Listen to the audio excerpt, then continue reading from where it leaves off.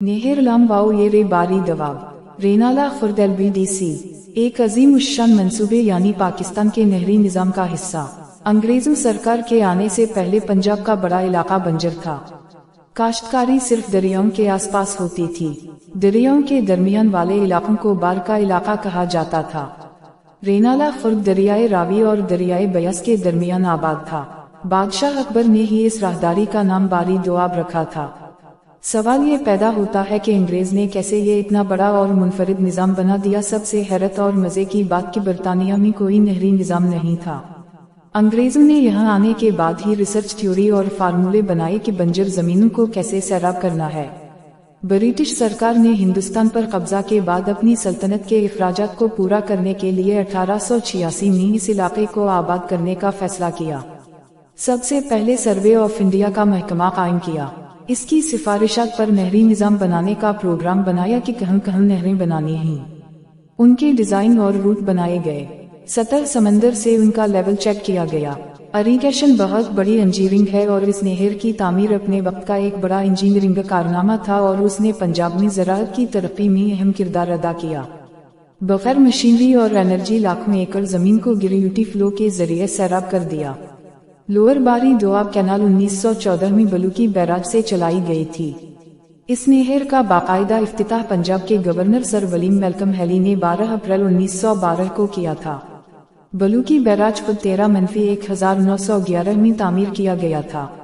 इस नहर के किनारे बंद बनाकर बनाए गए थे। आमतौर पर नहरों को खोद के बनाया जाता है। उसके लिए डोंकी लेबर की मदद ली गई। बंद बनाने के लिए मिट्टी गधों के दोनों साइडों पर लाद कर लाई जाती थी। इस नहर की लंबाई लेंथ 201 किलोमीटर 125 माइल्स है। मरकजी नहर से निकलने वाली जैली नहरों को राय बहादुर सर गंगा राम ने पंजाब के जिला साहिवाल में अपनी 50,000 एकड़ से भी ज्यादा अराजी को सैराब करने के लिए डिजाइन किया था। रेनाला खुर्द में नहर लोअर बारी दोआब से छोटी बड़ी 8 नहरें निकलती हैं, जो अब भी यहाँ की जरी जमीनों को सैराब करती हैं। नहर के पानी के प्रेशर को कम ज्यादा करने के लिए मैनुअल गेट लगाए गए। राय बहादुर सर गंगा राम ने रेनाला खुर्द के करीब इस नहर पर पावर स्टेशन भी बनाया था। पावर स्टेशन में 5 टरबाइन जनरेटर थे, जो 1.1 मेगावाट बिजली फराहम करते थे। सर गंगा राम के इस अजीम कारनामे से मुताल्लिक शायद बहुत से लोग नावाकिफ हैं। दुनिया की तारीफ में पहली बार पानी को इलेक्ट्रॉनिक लिफ्टर्स के जरिए पंप किया गया। Lift hydel electric system sir Ganga Ram ने ही मुतारफ करवाया, जिसे लिफ्ट इरिगेशन सिस्टम भी कहा जाता है। इस नहर के नीचे से मुख्तलिफ जगह पर साइफन जिसे हम सैफल कहते हैं। साइफन ये वो नहर होती है जो दरिया के नीचे से गुजरती है। अब ये सैफल जो के प्लॉट और मारी दीन इस्लाह और मोची वाला पल के नजदीक मौजूद है, जो तकरीबन अब बंद हो चुकी है। उन्हीं सैफल ने जब नहर टूटी थी तो पानी का LBDC के नीचे से गुजर कर रेनाला को बड़ी तबाही से बचाया था। नहर की तोसी का काम 1985 से 88 और 2014 से 18 में किया गया था। वर्ल्ड बैंक ने हेड बलूकी से साहिवाल तक नहर के किनारों पर मोटरवेज सड़कें बनाने के लिए फंड्स भी जारी किए थे ताकि जरी जमीन को बचाया जाए। क्योंकि जब जरी इलाकों में मोटरवेज सड़कें तामीर होती हैं तो इन सड़कों के इर्द गिर्द की कीमती जरी जमीन कमर्शियल होकर तामीरात की नजर हो जाती हैं।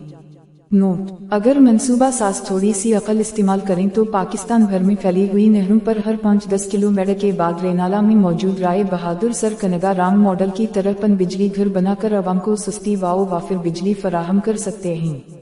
इस तरह के छोटे छोटे या इससे बड़े मुनासिब प्रोजेक्ट लगाए जाएं तो सैकड़ों हजारों मेगावाट बिजली मुफ्त पैदा की जा सकती है। उसके साथ साथ नहरों पर मुख्तलिफ मकामात पर तफरीही सहूलियत भी फराहम करने से अवाम को सस्ती तफरीही भी मिल सकती है। इसका मॉडल रेनाला में मौजूद टाउन पार्क है। नहरों पर मुख्तलिफ मकामात पर वाटर स्पोर्ट्स के लिए भी इस्तेमाल किया जा सकता है। नहरों पर सोलर पैनल्स लगाने पर जिससे पानी बुखारात बनने से बच जाता है। पैनल्स भी ठंडे रहते हैं, जबकि इजाफी जगह भी नहीं लगती। यहाँ भी ऐसा करना मुमकिन है। LBDC पर सफरी सहूलतों के लिए स्टीमर्स और कश्तियाँ चलाई जा सकती हैं। इससे मुख्तलिफ शहरों के दरमियान सफर कम हो सकता है और सड़कों पर लोड भी कम हो सकता है। ऐसा करने से सियाहत को भी फरोग होगा।